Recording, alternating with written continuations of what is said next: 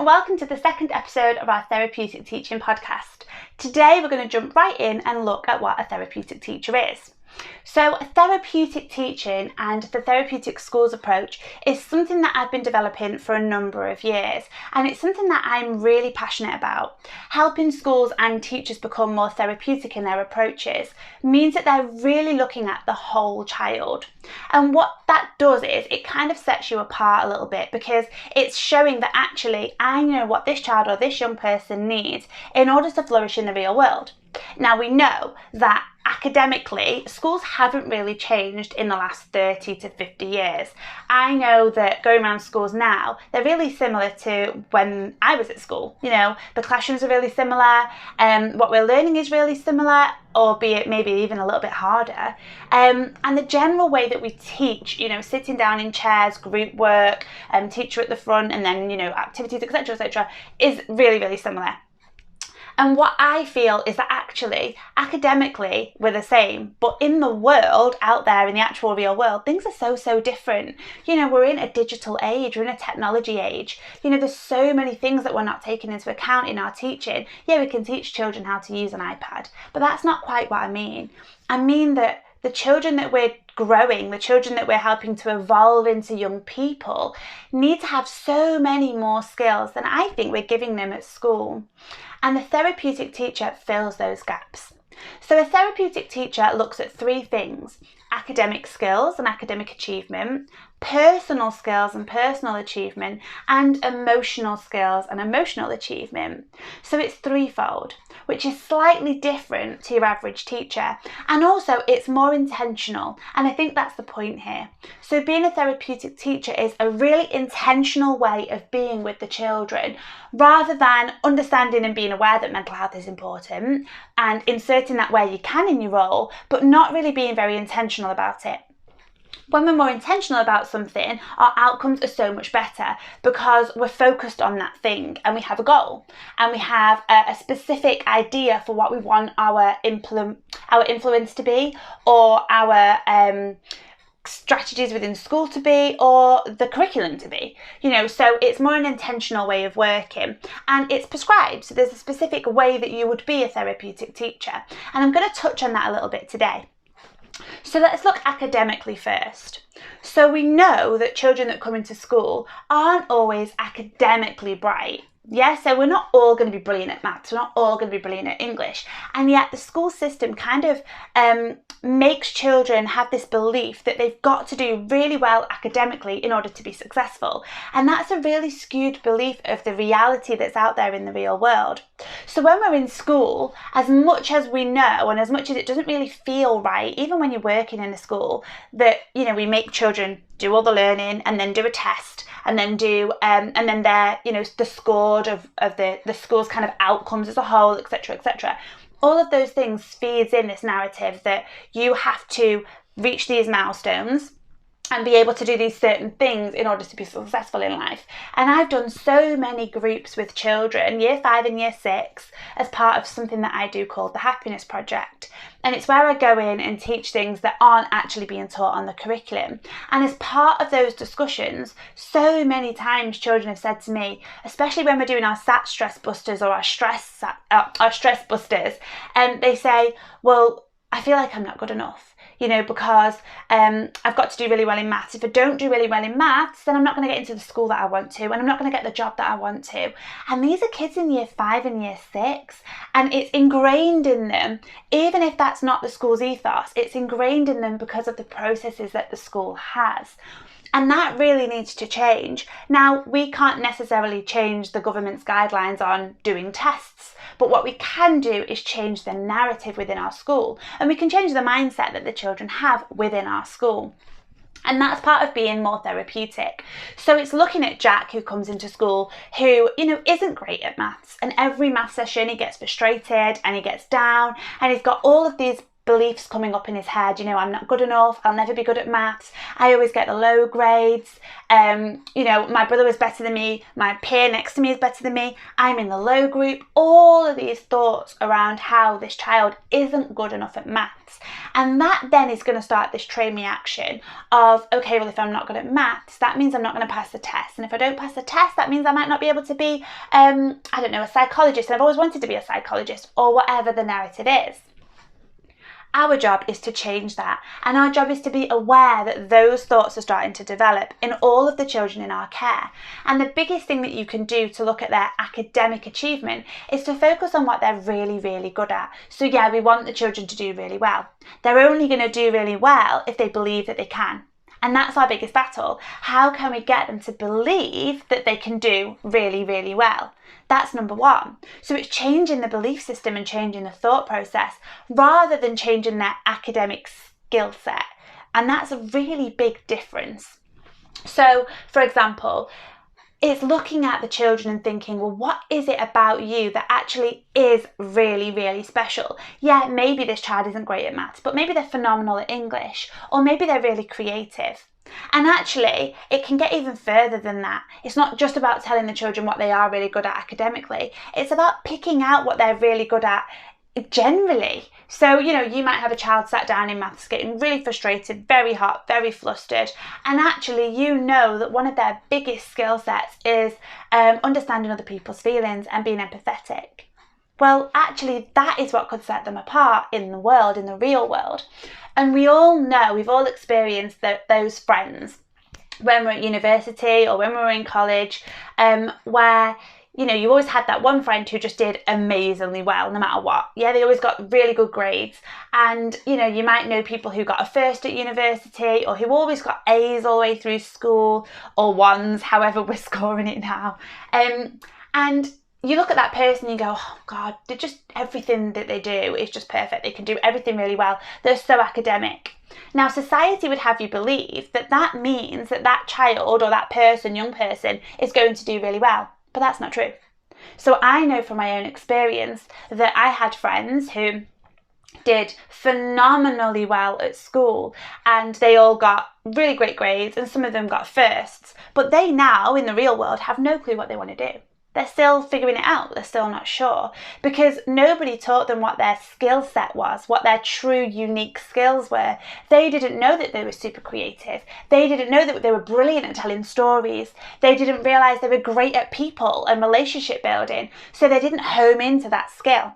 And that's a real shame, because I believe we're all put here on the world with our own special, unique skill set. And that's what makes us important and vital contributors to the world. So you might have a child in your class who is amazing at understanding other people and can just make friendships really, really well, and is really great at keying into other people's feelings and making them feel better. That's their unique skill set. And actually, that's what's going to set them apart. They could get A's all day long, but if they didn't have that skill set, would they flourish? Probably not. And that's where we're going wrong. We're not teaching our children what they're truly, truly good at. So they're not getting that self-belief around that skill set, which is going to help them in the real world. And the truth is, you know, you can go all the way through school and do A, and choose to do English because, you know, you got A's all the way through English. So that must mean that you're great at English. So I'll do literature. But what if you're miserable doing literature? What if it doesn't excite you? What if it's not something that you're really passionate about? Are you truly going to flourish in your career if you don't feel it in your heart? You're not. And we're not teaching our kids that. We're not saying to our children, okay, forget English. You tried really hard. It just doesn't come easy to you. Do the best you can. And if you get a C, fine, you get a C. You've done the very best. And actually, your lesson in all of that was, how do you persevere? How do you keep going? How do you try and be the best that you can be when you know that it's not quite your thing? That's the lesson. It's not what you get in English. There's so many more lessons around why maybe English isn't your thing that can make you a better person. But look, you are so phenomenally great at storytelling. You're fantastic at thinking about the narrative around a story. And when you talk to people, it brings it all alive. So why don't you make that your focus? If we can teach children that, then suddenly you've got somebody who goes out there and maybe does videos and maybe does vlogs and maybe does all these different ways of storytelling that we can weave into our lives. It has nothing to do with English. It's not that he's to go and be a writer. It might be that this child's got skills that he can weave into all other areas, and suddenly he's got a business where the core of the business is storytelling. Amazing. That child knows how to utilise their own academic skill set to flourish. That's what we need to do more of, and I think that's what we're missing. The second point is personally. Personally, what is it that makes them unique? So, okay, we know academically what they're good at, and we know that they can sort of move them into that, and we need to highlight that. But also personally, so it's building on what I've just said and saying to the children, okay, so you as a person are fantastic at solving problems. You as a person are amazing at being funny. Great, okay, school's really tricky. Well, school's really tricky for lots of people. That doesn't mean that you're never going to succeed, but you're funny. You love making people laugh. That's something that brings you alive. And actually, if we can focus on what makes them personally flourish, then that's the key to what's going to make them successful. Too many of us are in jobs that we don't even like, just because it makes money for us. Too many people are in situations where they absolutely feel trapped, but they stay in that cycle because what's the alternative? What can they do? And we need to teach our children while they're young, while they're taking in those messages, that they can be anyone they want to be. And really the key is to find out what makes you happy and do that. Does working with children make you happy? Do that. Does making people laugh make you happy? Do that. And all of the jobs out there they're so different now. You can have a child who completely, absolutely and utterly doesn't do well at school, but they can literally step out of school in year 6 and set up a YouTube channel and be extremely influential and make absolutely tons of money. They could also set up an Instagram page and do the same thing. And they don't need maths to do an Instagram page. They don't need English particularly. They just need them. Whatever it is about them that makes them unique, whether that is being funny or storytelling or creativeness, or whether it's solving a problem in the world, like how to support children with anger, how to parent, whatever it might be that's got nothing to do with what they're learning academically. So we've got to key in on what makes them them and tell them so that they're personally able to figure out what it is that is their special talent. I've met so many people in business along the way who you say to them, well, what's your thing? What makes you unique? What's your reason for being here? And people go, I don't know what my path is. I've not found it yet. And what they're missing is that it's that thing that makes you happy. Do you love to cook? There it is. Do you love to garden? There it is. It doesn't have to be academic. And then the final thing is emotionally. And this is the most important. So we focus so much energy and time in school on teaching children about what they need to learn, but also about their behaviour. So we pull out their behaviour so often. So stop shouting out, stop running down the corridor, don't argue with so-and-so, don't fight with so-and-so. And we try and correct that behaviour. And what we're missing in all of that is the emotions. And actually, one of the key things that makes us flourish in life and makes us successful in life is understanding our own emotions and the emotions of others. And that's emotional intelligence. Now, I'll probably do a session on emotional intelligence at some point, but just to sort of strip it right back, emotionally intelligent people are able to acknowledge their feelings in real time. So I'm feeling really angry. And I'm feeling really angry because I've not slept and I really need my sleep. And so I'm more irritable today, which is why I'm snapping at so-and-so. And a person who doesn't have emotional intelligence will go, I'm really angry because of you. And that is a real distinctive skill set that we're not teaching our children in school enough. And actually, if we focused more time and energy teaching them about themselves emotionally, we would actually have children who are ready to go out there and battle things in the world and succeed in the world because they get it. They get themselves, they get other people, and they can navigate in the world in a social way. And if we think about, again, those people who did really well academically and came out of education with A's and, got a first at university, if those people are not emotionally intelligent, but they're very academic, they're not going to do very well unless they're in an environment where it is purely academic. So, for example, you might have done psychology, you might have come out, you might have got all A's, you might have got a first, and then you might be thinking, but I don't really connect with people. I don't feel like I can talk to people. I struggle in social situations. Then you're not going to do very well. I get angry and I don't know how to control it. The difference between somebody who can navigate in the real world and actually do really well, and also to give to society, to contribute to society, is a person who is emotionally intelligent. They can notice when they feel certain feelings. They know what those feelings are and what they're called. They also know where they've come from, why they're even there, and they recognise all of those things in other people. That is the key, and we miss that so much in education, and that is one of my biggest driving forces whenever I work with a school or a teacher, to help them to start to learn how to unpick this skill set around really pulling out feelings. And it's not just about going, he's angry, he's sad. It's really about getting in there and going, why is this child so angry? What is it that's going on inside that child that makes them feel this angry that they're going to pull down a display? Rather than, you've just pulled down a display. You need to put all of that back and go and have detention. One of those ways of working is keying into the child and connecting and truly understanding the cause for the behaviour and seeing the behaviour as a symptom rather than the cause and the reason and the thing that we have to fix. So this is a symptom of the real reason. The real reason is the feeling. That's a therapeutic teacher. The alternative is that we're focused so much on the behaviour and trying to correct the behaviour that we completely miss that there's a feeling even there. So we're just teaching children that there's a cause and effect. If you behave this way, this is what happens. Or if you behave this way, people will reject you. Or if you behave this way and have this feeling, nobody cares about your feeling. All they care about is that you've just ripped down a display and you better go and pick it up. And that is a serious gap in our education system right now. And there's still far too many schools focusing on all of the behavioural incidents and forgetting about the feeling. So a therapeutic teacher is super skilled at understanding those feelings, and they can pick those feelings out like that.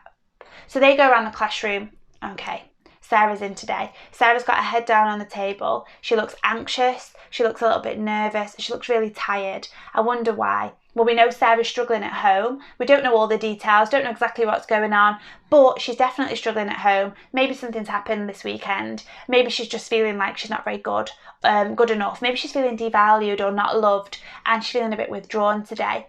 Okay, so Sarah's just had an argument on the playground now with Tilly, and I'm more informed about why that is. So I can go over to Sarah and say to Sarah, Sarah, you're feeling really overwhelmed today. You're feeling a little bit anxious, like nobody cares about you. That's why you've had an argument with Tilly. Instead of, Sarah, you've just had an argument with Tilly. We do not have arguments in school. You've sworn, we don't swear. You need to get yourself to detention. You need to apologise, or you need to sit there, or here's a red card, or whatever it might be. Both of you write down what happened. It's totally missing the point, completely missing the point. And you're not developing that child in any way, shape or form. All you're doing is reinforcing that you don't get it and that you don't care. And she already believes that. Instead, therapeutic responses will help that child to develop themselves and their emotional intelligence. Oh, okay, so the teachers acknowledge that I'm overwhelmed. I am feeling overwhelmed. This weekend, Dad was drunk, Mum and Dad had arguments, everything was volatile, the police came round, it was really, really difficult. I am feeling overwhelmed. You're feeling like you're undervalued. Yeah, I do. Nobody listens to me at home. I have to feed myself. I'm not taken care of. I've got to take care of the younger ones. So all of that, even if you had no idea any of that was going on, she feels validated. She feels understood. She doesn't want to fall out with Tilly. That's not her intention. Her intention is to be happy, and she isn't. So that is where our focus should be. So that's the difference between a normal teacher response and a therapeutic teacher response. And I spend so much time and energy teaching teachers how to develop those responses and how to start to understand those responses and learn all of those three different elements. So not just academically, personally, and emotionally. And that's what makes a therapeutic teacher. So where can you start with all of this? Now, obviously, this goes into so much detail if you were to do one of my courses. I'm just giving you an overview of the difference, but I also want this podcast to be helpful, and I want you to be able to take away some of these things that you've learned and start to implement some changes. So I've got two key things for you here that you can do as a result of literally pressing stop and going into school today. The first one is to start picking out children's talents and telling them. So if you have a child who you can see is really struggling with maths, let them know that maths is not the be all and end all of the world, and it really doesn't actually matter if they can't do it. Obviously tell them that the biggest thing they can do is to try, and trying is the only thing that's going to help them. You know, at the end of the day, you might not be amazing at maths. However, I am really proud of you because you don't give up. You continue to try, and that's all we can do. We're not all brilliant at everything. In fact, I was really rubbish at maths, and you know what? I still use maths now and then in my work, but it hasn't stopped me, it hasn't held me back. But what you're really, really good at is relationships. You've got amazing friendships. You've got amazing, amazing wit. People love to hear your stories, whatever it might be. And just highlight that every time it comes up. So, you know, they're in the playground, they've all come in, they're really happy, and one of the kids is laughing so much because this young person, let's call this young person Chris, has been telling jokes on the playground, and actually you know that the child that's telling you had a really, really tricky weekend. And so Chris has helped that child feel better. Tell Chris. Say to Chris, you know what, Chris? You're an amazing friend. You really make people laugh. You make them feel so good. And I know that so-and-so's had a really tough weekend because he told us all this morning, didn't he? You've made him feel so much better. That is one of your superpowers. In fact, make it a thing. Tell the children what their superpower is. Have a display that says, our superpowers. Do a circle time session on, it's not all about academic achievements. We all struggle with certain things. Hands up. What do you struggle with? Maths, yeah, me too. You struggle with writing and spellings, oh my God, me too. You struggle with this and that. Pull it out of the children, let them share their vulnerabilities, and let them see that everybody feels the same way. We all have things that we're not good at. We all feel low about ourselves with certain parts of school, and that's really normal. And then tell them their superpower. Your superpower is amazing listening. Your superpower is creativity. Your superpower is maths. You're amazing with numbers. You're amazing at problem solving.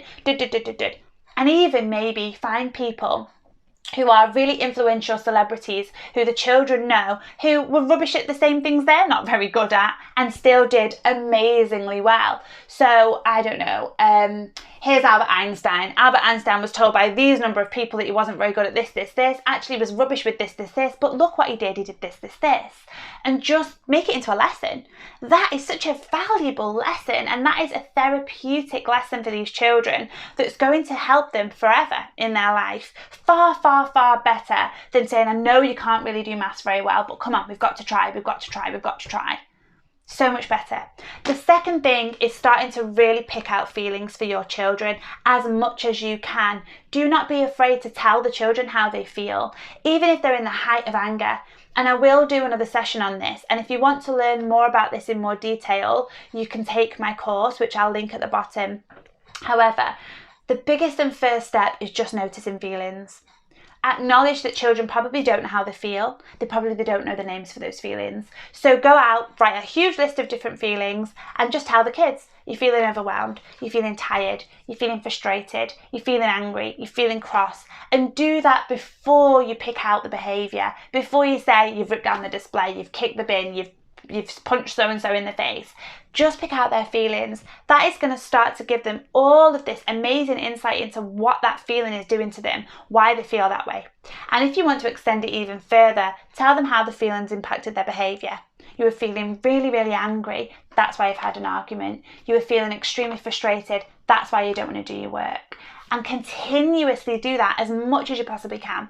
Let me know how it goes if you do. I would love for you to comment. We're about to open a Facebook group. Join our Facebook group and write some of the things that you've learned from doing these things in your day-to-day routine. I would love to hear about them. Anyway, that wraps up our session for today. Thank you so much for listening, and I'll make sure that there's some links below to help you if you want to look into this further or you want to try and do this as a bit of a challenge for yourself. All right guys, bye for now.